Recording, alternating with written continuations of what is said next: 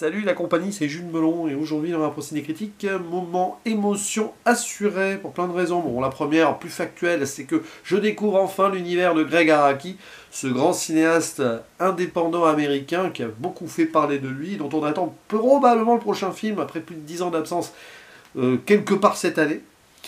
Alors j'ai pas forcément sélectionné ici l'une de ses œuvres les plus référentielles de son cinéma en tant que vraiment début, petit budget, très underground, mais ce qui est considéré comme son œuvre la plus connue, la plus réputée, Mysterious Skin, dont j'avais déjà entendu parler de réputation. Forcément, le 8e long métrage du monsieur, et qui m'a résisté longtemps, parce que je savais que son sujet était très dur. Au casting, nous retrouvons dans les rôles principaux les jeunes à l'époque, Joseph Gordon-Levitt et Brady Corbet, prononcez comme vous voulez, ce dernier on en parlait récemment, mais en tant que réalisateur, The Brutalist, et oui, il est plus derrière que devant la caméra désormais. Citons aussi les présences de Michelle Trachtenberg, Marine Raiscob, et oui, qui fut Chloé dans la série 24 heures chrono, donc à peu près à la même époque d'ailleurs. Elizabeth Shue est également présente en tant que maman du personnage de Neil, donc interprété par Joseph Gordon-Levitt. Et les deux protagonistes principaux ont aussi des acteurs les interprétant enfants, à savoir Chase Ellison et George Webster. Je voulais les citer parce que leur performance est assez dure, mais on va reparler de cela. On va aussi citer Jeffrey Lycan parce qu'il est bien présent à l'écran, qui va devenir le meilleur ami des deux garçons qui ne vont se rencontrer qu'à la fin. Il n'y a pas de spoil ici, d'ailleurs j'en ferai probablement pas, quand même j'aurais envie d'épiloguer sur le final. Je fais cette vidéo très à chaud, donc je suis encore, on va dire, sous le choc, justement d'une fin qui est dévastatrice. Mais bon, vu le film, c'était pas étonnant. Bref, c'est une histoire dramatique, profondément violente psychologiquement et même physiquement, qui va parler de la pédophilie et des ravages qu'elle peut causer ensuite sur le trauma subi par ces deux jeunes enfants qui vont vivre une vie adolescente très différente alors qu'ils ont, on va simplifier, subi la même chose à l'âge de 8 ans. Mais non, ils n'avaient pas la même personnalité, gamin déjà. L'un est plus extraverti, l'autre introverti. Ouais, elle va être un peu calamiteuse cette vidéo, mais c'est pas grave, on y va. Je suis vraiment très à chaud là. Et bref, Neil, interprété par Joseph Gordon-Levitt, lui s'assumait déjà de façon très précoce, mais il va subir plus que les attouchements, le viol, enfin là c'est la totale, de toute façon, on ne va pas rentrer dans les détails, c'est une agression de son coach de baseball, tandis que l'autre garçon plus timoré, plus timide, Brian, interprété par Brady Corbet, lui, il va faire un blackout, il va totalement ne pas se souvenir de ce qui a pu se passer, et il va penser qu'il a été kidnappé par les extraterrestres. Bon, donc du coup, les deux vont grandir, l'un malheureusement sombrant dans la prostitution et dans une déshumanisation complète. Il se désinhibe sexuellement, mais en fait, il ne peut pas en tirer la moindre satisfaction. C'est quelqu'un qui a vu son âme être aspirée quelque part, tandis que le plus introverti des deux va totalement être asexué et être un peu paumé dans cette idée d'avoir été ou non kidnappé par les extraterrestres. À un moment, il va quand même se rappeler de Neil enfant, donc, et essayer de le retrouver. Bon, c'est ça en gros, Le jeune Brian, donc le timide, va essayer de retrouver l'extraverti Neil, sans trop savoir pourquoi. Il l'a vu dans ses rêves, mais en fait, on comprend très vite dans une des premières scènes du film que parfois, quand on subit un traumatisme absolu et affreux, on peut répercuter le mal sur d'autres personnes. Mais on comprendra à la fin que c'est un peu plus complexe que cela. C'est vrai que le début du film peut faire grincer des dents sur pas mal de points, et j'avoue que j'ai eu du mal à rentrer dans le film. Mais après, voilà, c'est une sorte de crescendo qui est... c'est un des films les plus durs que j'ai pu voir depuis très longtemps. Quand bien même on me l'est vendu comme tel, le découvrir, ça fait quand même son effet. Je vais quand même avoir, on va dire, quelques doutes sur certaines approches que je peux finalement lever, arriver au bout. C'est pas un film que j'ai érigé au rang de chef-d'œuvre, mais ça ne veut rien dire. C'est quelque chose que tu ressens là. Et au-delà de ce qu'on peut, on va dire, prétendre avoir à dire dessus, c'est quand même quelque chose de percutant qui, certes, est frontal sur pas mal de moments, mais qui soulève des questions ouvrant à la réflexion derrière. Disons que beaucoup de gens peuvent rejeter totalement cette œuvre, parce qu'elle y va de façon assez directe. Pas forcément sur la façon formelle de montrer des images. C'est déjà dans la narration, dans la présentation du personnage enfant de Joseph Gordon-Levitt, Neil, ça peut faire jaser.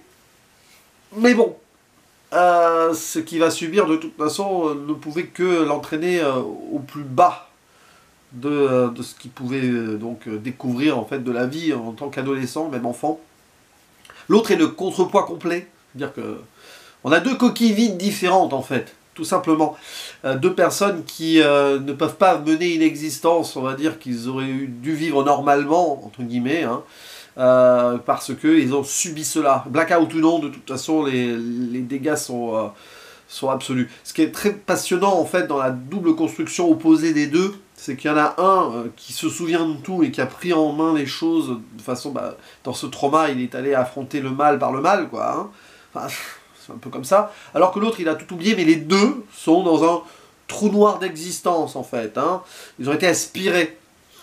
Et c'est pour ça que la fin du film n'est pas si étonnante que cela. Certains, d'ailleurs, sur cette conclusion, je resterai vague, pourraient y voir un espoir, une forme de libération, ou au contraire, une forme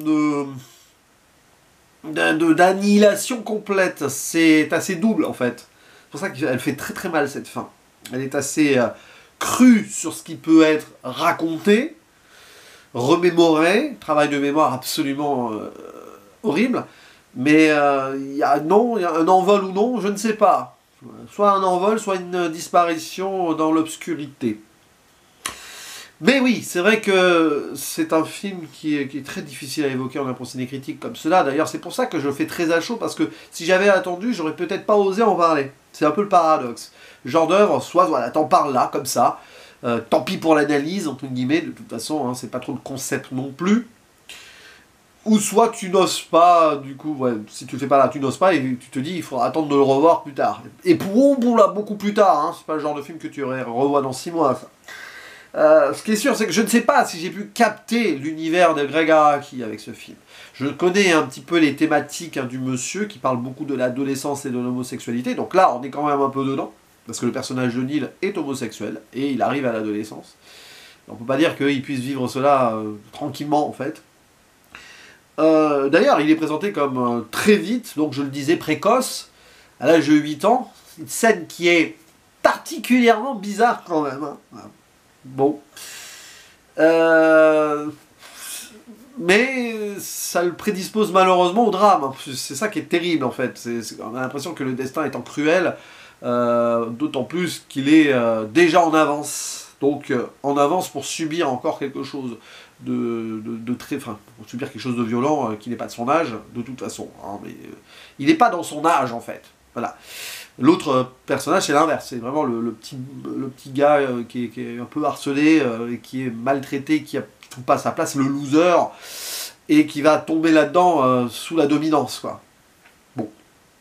Neil devient le bras armé de son agresseur, et il devient l'agresseur indirect, et après, il ne va jamais vraiment s'en relever, au final. Donc il y a plein de trucs là-dessus qui peuvent poser problème dans la première partie, mais en fait, la double construction fonctionne. D'ailleurs, dès le début, le film nous présente Neil qui est sous cette chute de céréales, là, les miel pops ou autres trucs là, que j'ai mangé petit aussi d'ailleurs. Ça se passe dans les années 80 à ce moment-là, hein, à peu près. Et en fait, cette scène va renvoyer à la chute totale de l'innocence qui va précéder l'acte qui va détruire Neil. C'est assez violent. Mais il y a cette présentation-là, en fausse lumière joyeuse, qui en est, mais ça en est violent en fait quand tu penses que c'est peut-être son dernier moment de bonheur en fait, hein, au gamin, avant qu'il ne devienne malheureusement déshumanisé par tout cela. Et après on a le personnage donc de Bradley Corbeil, le jeune Brian, qui lui est montré avec le nez qui saigne, sorti d'un blackout, et etc. Bon, les deux sont très opposés mais ont des points communs. Déjà, au-delà de l'agression, c'est qu'ils ont des problèmes familiaux au sens large, qui sont pas les mêmes, mais quand même. Déjà, le père absent, pour Brian, il est là, mais il n'est pas là, et puis bon, c'est un peu le père qui aimerait que son fils soit très masculin, donc déjà, de toute façon, ça marche pas. Et celui de Neil, on ne l'a pas du tout. Et il y a une mère qui est complètement... voilà, elle fait ce qu'elle peut pour survivre pour son gamin, mais elle ne le voit pas, elle ne le voit même pas évoluer, elle ne comprend pas ce qui se passe, elle ne saura jamais vraiment ce qui a pu se passer, peut-être, c'est assez dur. Tandis que la mère de Brian, elle est un petit peu surprotectrice, mais elle est sympa à un moment, voilà, elle va laisser son pote venir plus tard, adolescent. Bon, c'est bien. C'est bien.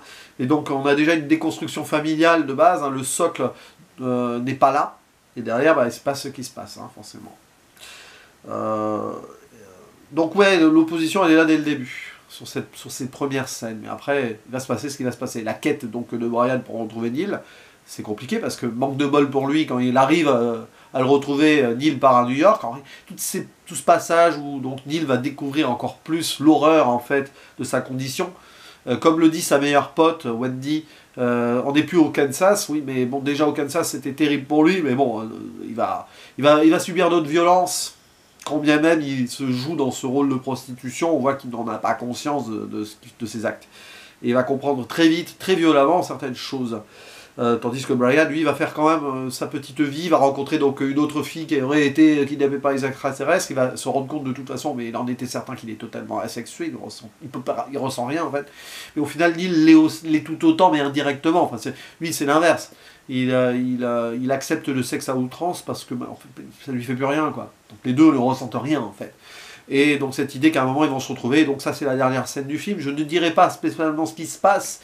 Et t'as une impression de fausse rédemption, on arrive à Noël, au moment quand même où Neil revient. Donc Brian va le rencontrer. Et il y a c'est très cru. C'est-à-dire que le film il arrive à être cru, bon, il respecte beaucoup de choses, hein, mais il ne ménage pas le spectateur. Cependant, on peut saluer quand même le travail de Gregg Araki qui, pour les scènes avec les enfants, parce que c'est quand même bien violent, a mis au point une mise en scène particulière qui, en fait, scénario à part pour les gamins, les mettre dans une sorte de jeu et jamais ils seront dans la même pièce que l'adulte, quand l'adulte, enfin, sur les scènes de viol et d'agression, quoi.